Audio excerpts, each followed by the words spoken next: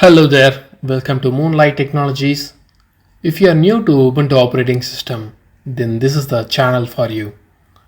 I am Sarath. Today we are going to see how to install Git in very simple steps. Firstly, let us launch the terminal from the application menu.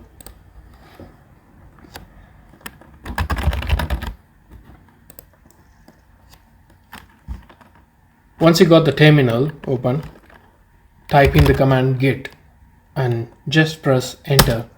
You will see that the git command is not recognized and we got the error, but also we got this command showing you how to install it. So this is the beauty of Linux operating system. The software packages are readily available in Advanced Package Tool, shortly known as APT.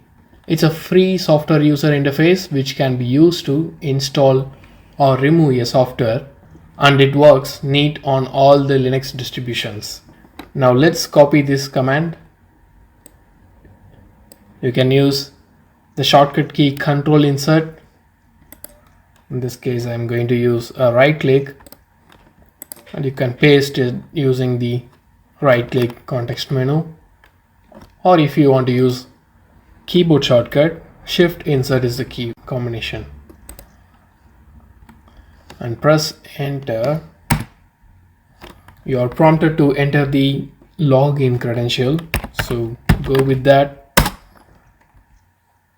and you are seeing the Git is getting installed right away. You don't have to download anything from the web browser or any other source. You get it right out of the box from the terminal command.